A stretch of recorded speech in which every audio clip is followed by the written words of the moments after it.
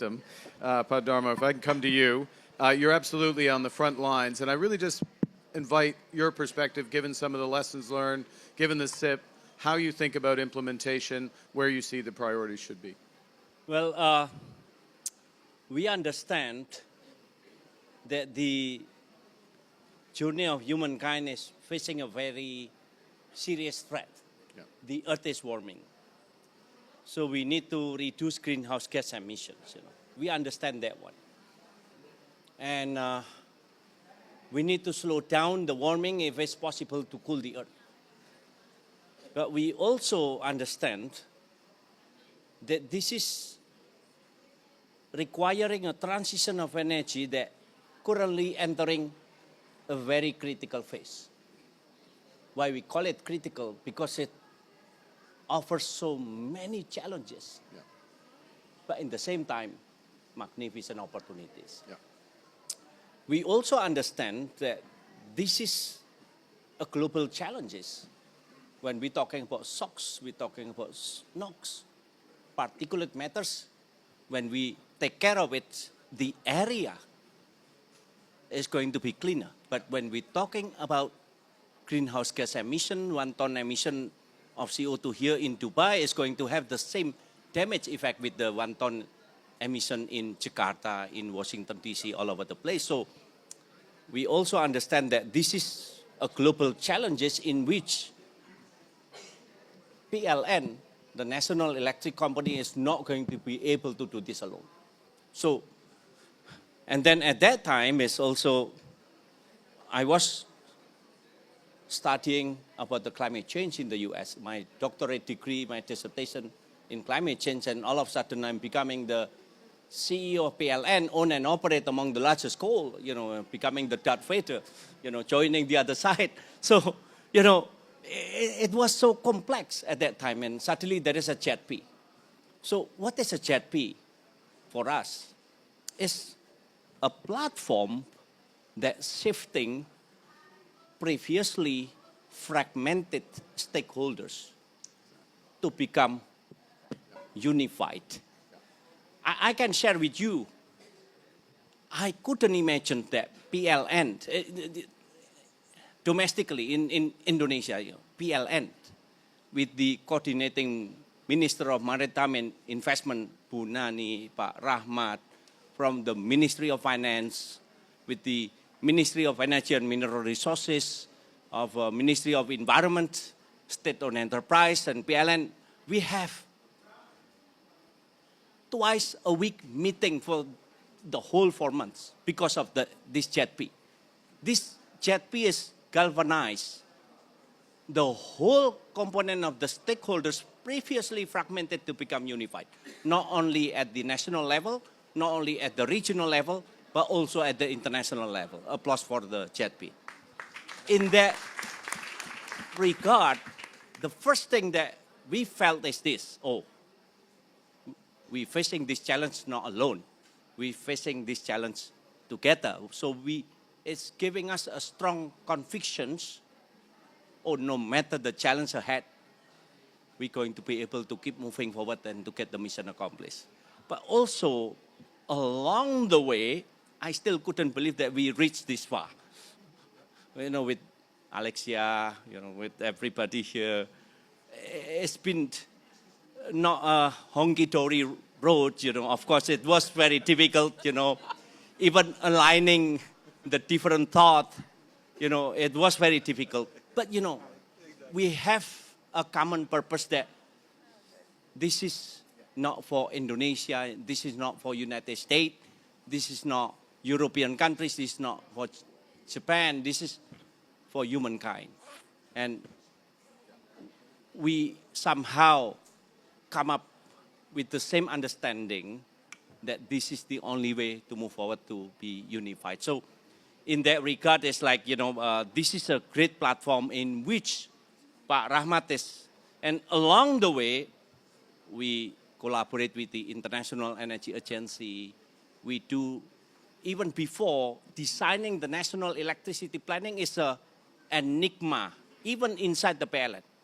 But now, it's becoming international collaborations. PLN, the Ministry of Energy and Mineral Resources, the Coordinating Minister of Maritime Investment, the International Energy Agency. We did the modeling in Paris. We did the modeling in Jakarta. We lay out the plan. We map out every single challenge. In each of the challenges we address in such a way, we come up today with what we call the accelerated renewable energy development. Why we even come up with the idea? Not JETP per se, but the platform of JETP that unified the whole component, global communities previously fragmented to become unified. That's what the JETP is about. Applause for the JETP.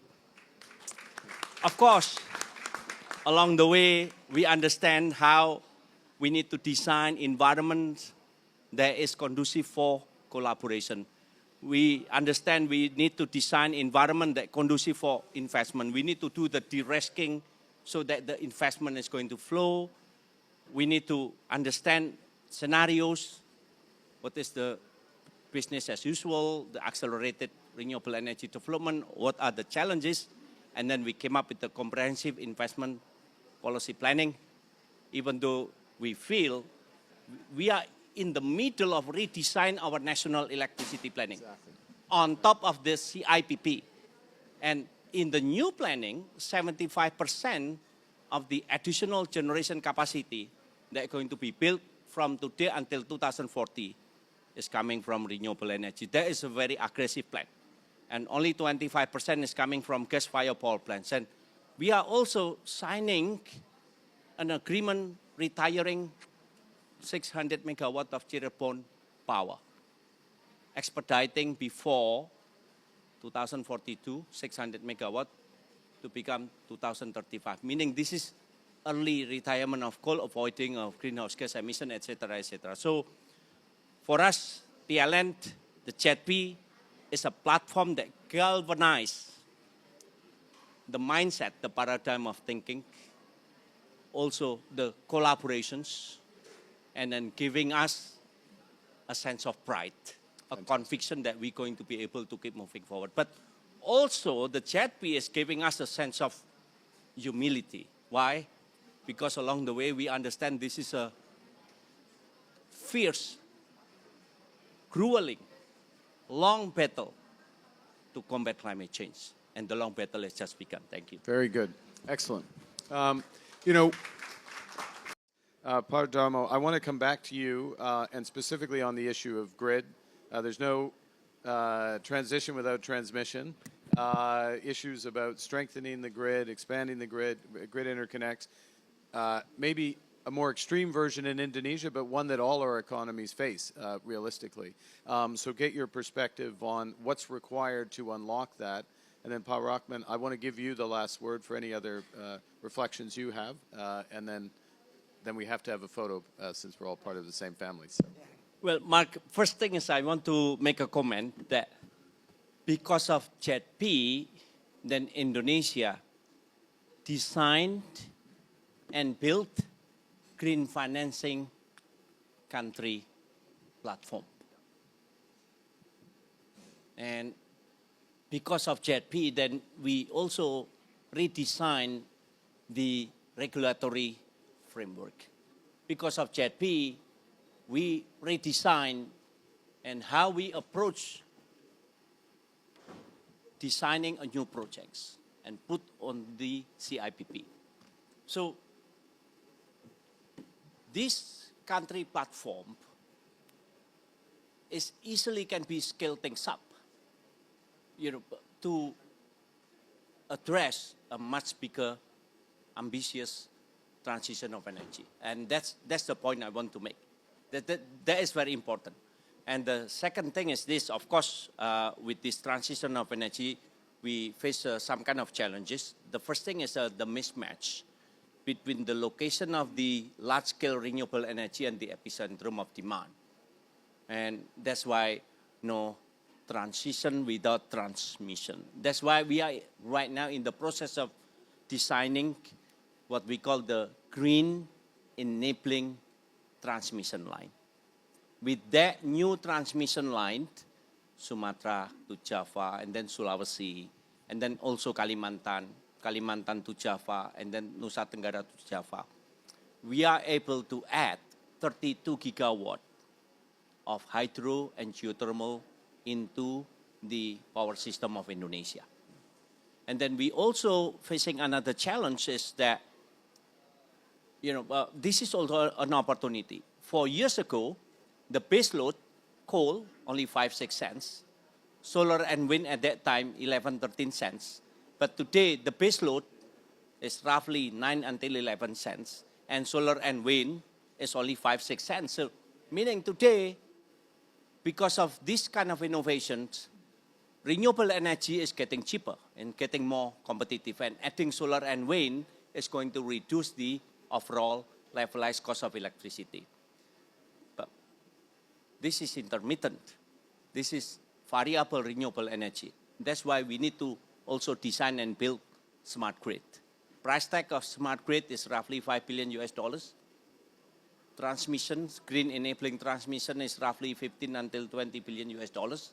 The total price tag for this accelerated renewable energy development until 2040 is roughly 152 billion US dollars. But in the same time, we're going to be able to provide affordable green energy that are going to sustain the rapid economic development of Indonesia. And in the same time, we're going to be able to build the national capacities, meaning to create more jobs, to give prosperity to the people, eradicate poverty, and in the same time, taking care of the environment. Thank you. Thank you. Very good. Okay.